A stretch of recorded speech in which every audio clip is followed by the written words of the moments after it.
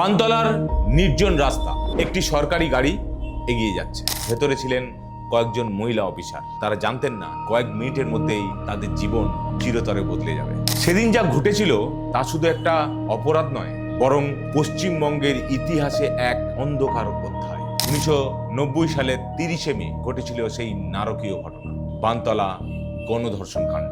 এরকম তো কতই হয়।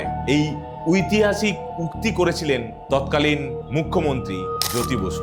আজ আমরা খুলতে চলেছি সেই file, Bantala rape and murder case.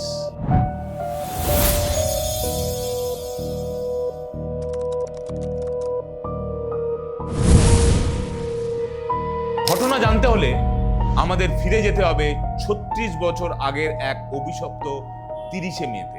রাজনৈতিক অস্থিরতা, প্রশাসনিক চাপ আর গ্রামাঞ্চলে অনিরাপত্তা সব মিলিয়ে এক অদ্ভুত পরিস্থিতি চলছিল তখন। সেই সময় স্বাস্থ্য দপ্তরের কিছু মহিলা কর্মী গ্রামাঞ্চলে সরকারি কাজের জন্য নিয়মিত যাতায়াত করতেন। Anita Dewan, deputy district extension media officer; Uma Ghosh, senior officer, Paschimbanga স্বাস্থ্য দপ্তর; আর রেনু ঘোষ, ইউনিসেফ এবং হু প্রতিনিধি, দিল্লি। গোসাবাই একটি টিকাকরণ কর্মসূচিতে যান তারা। সঙ্গে ছিলেন তাদের গাড়ির ড্রাইভার অবনী নাইয়া। সেখানে সরকারি ডাক্তার ও স্বেচ্ছাসেবী সংস্থার কর্মীদের সঙ্গে একটা মিটিংও হয়। ওই মিটিংয়ে রেনু ঘোষই ছিলেন প্রধান বক্তা। মিটিং সেরে ওই 3 জন সরকারি হেলথ অফিসার ফিরছিলেন কলকাতায়। মাঝখানে সন্ধ্যার সময় গাড়ির চালক অবনী নাইয়ার চা খাওয়ার কথা বলেন। তখন ঘটকপুকুরে বাসস্ট্যান্ডের কাছে একটা বড় মিষ্টির দোকানের সামনে তাদের গাড়ি থামে। রেনু ঘোষ বললেন তিনি চা খাবেন না, কোল্ড ড্রিঙ্কস খাবেন। তারপর কোল্ড ড্রিঙ্কস নিয়ে আবার গাড়ি চলতে শুরু করলো। গাড়ির সামনে ডান দিকে ড্রাইভার অবনী বসে, পাশে রেনু ঘোষ,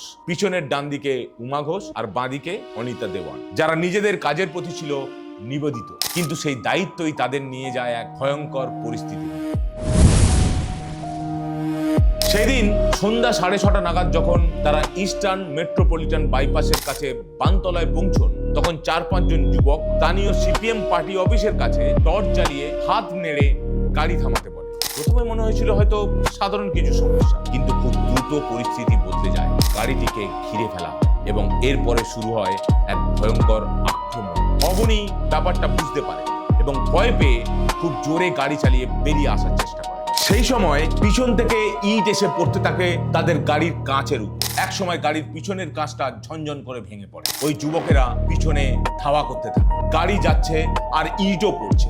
বাঁদিক থেকে ইট পড়ছিল বলে অনিতা ও রেনু গাড়ির জানালা বন্ধ করতে যাচ্ছে। এমন সময় গাড়ির চাকা কিছু একটা সঙ্গে ধাক্কা লেগে একদিকে কাত হয়ে যায়। ইতিমধ্যে আরো 10-12 জনের একটি দল সেখানে উপস্থিত হয়। তাদের মধ্যে একজন একটা ডান্ডা দিয়ে অবনীর মাথায় মারতে শুরু করে। ওই গাড়ি থেকে টেনে হিজড়ে আহত আধিকারিকদের বের করে গাড়িতে আগুন লাগিয়ে দেওয়া হয়। ড্রাইভার অবনী নাইয়া তাদের বাধা দিতে চেষ্টা করে। শাস্তি স্বরূপ তারা তার পুরুষ অঙ্গটি পিষে দিয়েছিল। মহিলাদের কাছের একটি ধান খেতে টেনে হিজড়ে নিয়ে গিয়ে তাদের প্রত্যেককে গণধর্ষণ করা হয়। একজন আধিকারিক বাধা দেয়ায় ধর্ষকরা তাকে হত্যা করে। যদিও ঘটনার প্রায় 5 ঘন্টা পর রাত 11:30 নাগাদ পুলিশ গিয়ে আধিকারিকদের সম্পূর্ণ নগ্ন দেহ উদ্ধার করে ক্যালকাটা মেডিকেল কলেজে ভর্তি করে। এই অপরাধের নৃশংসতা এতটাই ছিল যে পরবর্তীতে পুরো রাজ্য স্তম্ভিত হয়ে যায়। এক বিভীষিকাময় দৃশ্য। এই ঘটনা দ্রুত সংবাদ মাধ্যমে ছড়িয়ে পড়ে। পুরো পশ্চিমবঙ্গ জুড়ে শুরু হয় তীব্র ক্ষোভ। মানুষ প্রশ্ন করতে শুরু করে, সরকারি কর্মীরাও যদি নিরাপদ না হন, তাহলে সাধারণ মানুষ কিভাবে নিরাপদে থাকবে? ক্যালকাটা ন্যাশনাল মেডিকেল কলেজের আপৎকালীন বিভাগে ভর্তি করার পর প্রথমে ডাক্তাররাও প্রত্যেকে মৃতই ভেবেছিলেন, কিন্তু 2 জন তখনও জীবিত ছিলেন। তাদের চিকিৎসা শুরু করা হয়। এদিকে অনিতা দেওয়ানের মৃতদেহ পরীক্ষা করেছিলেন যে মহিলা ডাক্তার, তিনি ঘটনার বীভৎসতায় চিৎকার করে ওঠেন। কারণ অনিতা দেওয়ানের যোনির ভিতরে পাক্কা 1 ফুট একটা লম্বা ধাতব টর্চ দেখতে পেয়েছিলেন তিনি, এবং ঘটনাস্থলেই অজ্ঞান হয়ে যান। অবনী নাইয়াকে পরে SSKM হাসপাতালে ভর্তি করা হলে স্বাস্থ্য মন্ত্রকের প্রশিক্ষণরত স্বাস্থ্য আধিকারিক ডাক্তার বিশ্বনাথ কাহালি তার অটোপসি করেছিলেন। তার দেহে ভারী অস্ত্রের 40টি আঘাতের চিহ্ন পাওয়া যায়। 1990 সালের 4ই জুন সকাল 5:40 তিনি মারা যান। তদন্ত শুরু হয় দ্রুত। প্রথমে তদন্ত করে ওয়েস্ট বেঙ্গল পুলিশ। পরে মামলাটি বড় আকার নেওয়ায় বিশেষ তদন্ত টিম গঠন করা হয়। পুলিশ একাধিক সন্দেহভাজনকে আটক করে। ঘটনার পিছনে স্থানীয় অপরাধী চক্রের ভূমিকা ছিল বলে সন্দেহ করা হয়। এই কেসে রাজনৈতিক চাপ, প্রশাসনিক প্রশ্ন সব একসাথে জড়িয়ে যায়। এই আক্রমণটি পরিকল্পিত ছিল নাকি হঠাৎ হয়েছিল তা নিয়ে বিতর্ক আছে, কিন্তু এটিকে সাধারণত অর্গানাইজড ক্রিমিনাল অ্যাটাক হিসেবেই ধরা হয়। তৎকালীন স্বাস্থ্যমন্ত্রী প্রশান্ত সুদ জানিয়েছিলেন, গ্রামবাসীরা আধিকারিকদের শিশু পাচারকারী মনে করে আক্রমণ করেছিল। মুখ্যমন্ত্রী জ্যোতি বসু ঘটনার প্রসঙ্গে বলেছিলেন, এরকম তো গতই হয়। কিন্তু প্রশ্ন হলো, কেন মরতে হলো এদের, এবং কেনই বা জ্বালিয়ে দেওয়া হলো তাদের গাড়ি, সেটাই বলবো পরবর্তী চ্যাপ্টারে।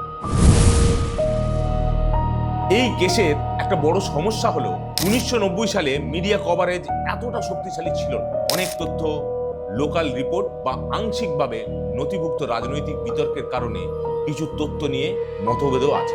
কিন্তু কিছু বিশ্বস্ত সূত্র আর কিছু সৎ অফিসারের বয়ান অনুযায়ী আসলে গ্রামীণ মানুষের সাহায্যের জন্য পাঠানো ইউনিসেফের অর্থ দক্ষিণ 24 পরগনার সিপিএম পরিচালিত পঞ্চায়েতগুলো ব্যাপকভাবে নয়ছয় করছে। অনিতা দেওয়ান তা ধরে ফেলেছে। প্রামাণ্য তথ্য নিয়ে মিটিং সেরে গোসাবা থেকে ফেরার পথে সংগঠিত আক্রমণ হয় তার উপর। তথ্য প্রমাণ লোপাট করার জন্যই তাদের গাড়ি জ্বালিয়ে দেওয়া হয়েছিল। ধর্ষিতা হয়ে আর জীবন দিয়ে অনিতা দেওয়ান মূল্য চুকিয়েছিলেন কমিউনিস্ট পার্টির দুর্নীতি ধরে ফেলার জন্য। এই ঘটনা পশ্চিমবঙ্গে এক বিশাল রাজনৈতিক বিতর্ক তৈরি করে। বিরোধীরা সরকারের নিরাপত্তা ব্যবস্থাকে প্রশ্ন করে। মিডিয়ায় প্রতিদিন এই ঘটনাটা নিয়ে আলোচনা হতে থাকে। মানুষ রাস্তায় নামে, প্রতিবাদ শুরু হয়। এই কেস হয়ে ওঠে শুধু একটি অপরাধ নয়, বরং একটি সামাজিক ও রাজনৈতিক ইস্যু। বানতলা কেসে এরপরে যে কয়েকজন অভিযুক্তকে গ্রেপ্তার করা হয়, তাদের আদালতে বিচার চলে। কিছু অভিযুক্তকে দোষী সাব্যস্ত করা হয়। শাস্তির মধ্যে ছিল আজীবন কারাদণ্ড, কিছু ক্ষেত্রে কঠোর শাস্তিও ছিল।